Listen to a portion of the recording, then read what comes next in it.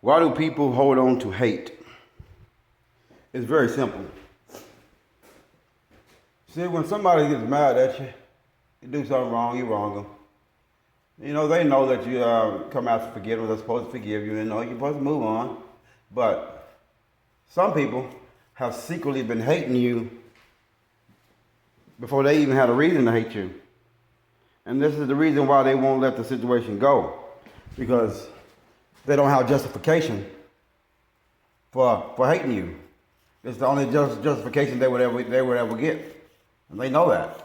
So they would do whatever it takes to hold on to that, to hide the fact that they hate themselves and they hate you for loving yourself. This is me bringing awareness. See, that's why I easily get over the nonsense. I understand that it is an illness and that it's just a waste of time and effort and energy to hate someone. I understand that. And these people do too.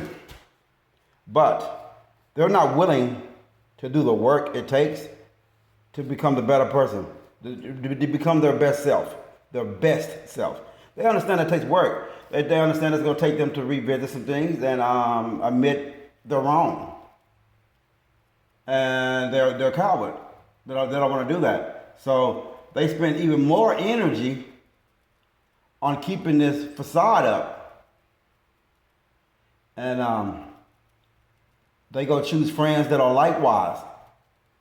And then they gang up on people who are willing to face their problems and become the better self. These other people are not willing, so they hide behind things like the streets and music and shit like that. They're hard, or they're punk rock, or they're this, or they're that. I'm complete. I don't give a fuck if it's Mozart. If it's good fucking music, I'm in it. Classical, it doesn't make a difference. Jazz, rap, rock. If country, if it's good, it's good. It's that simple. I have no division in me. So these people, they cling on to these titles and things like that in their little groups, and they think they're the shit. But you know what? These people would not go visit the other groups because they know the truth will slap in the face. By y'all was creating a facade, and you had like-minded people around all living the same lie. And this is why they would not let go of the hate for you, because they hide behind the turmoil that they put you through. These groups, they go find an innocent person and mess with that innocent person because they know that person already gets a lot of attention. Now, by them doing this, they can steal the attention and try to put it all on them, because that's what these people do. They're Decepticons. They steal your energy and claim it as their own. And they keep everybody else distracted with the hate that they have for themselves, really. But they reflect their hate on you. So people are mirroring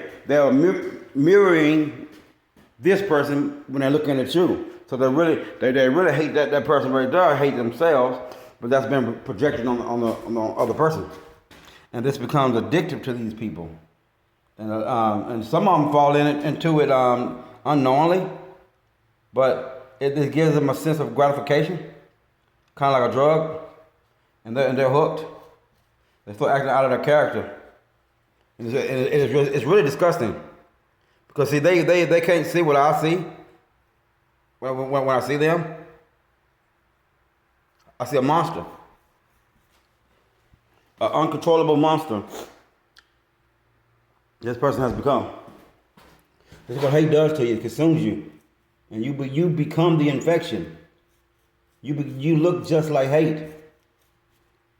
That's the trick. That's what they mean by you're possessed by a demon.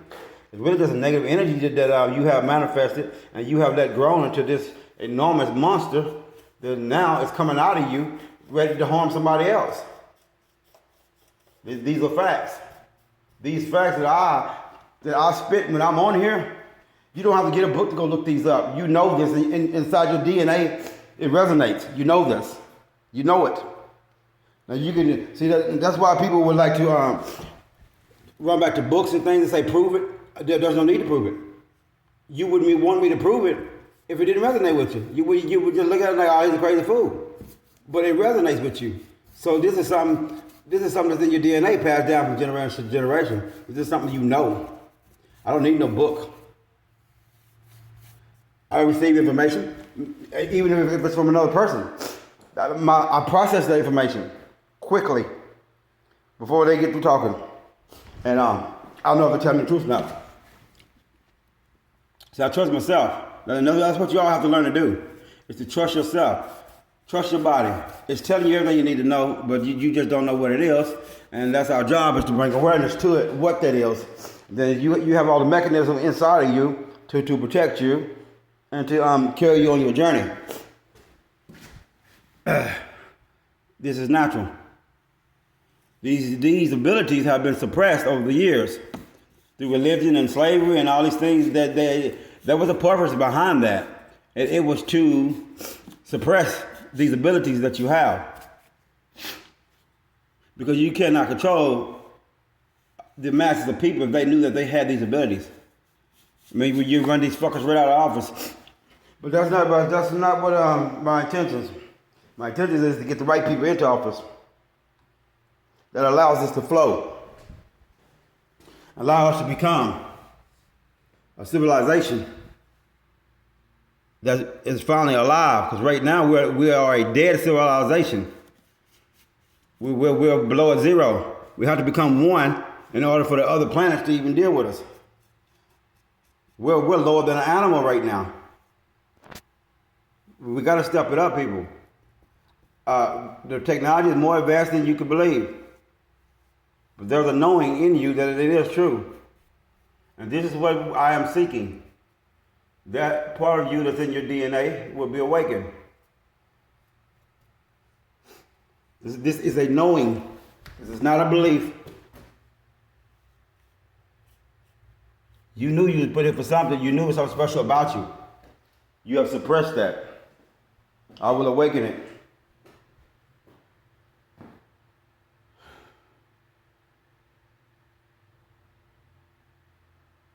Hate is an illness. It's a parasite.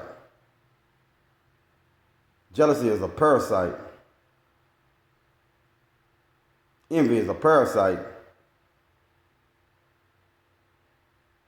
They come from the first dimension. The first dimension is flat, like the ground. There are parasites in the dirt. First dimension. Second has height. Height. I've risen. Third dimension. Shapes. Dimensions. Fourth and fifth dimension. Spiritual. Unseen but knowing. Yeah. And on and on. Our job is to ascend, not descend.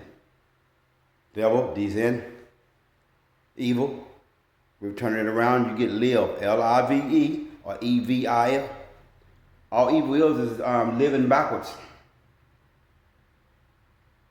We'll learn about that English language later. I love it. I love to learn. I didn't know I love to teach even more.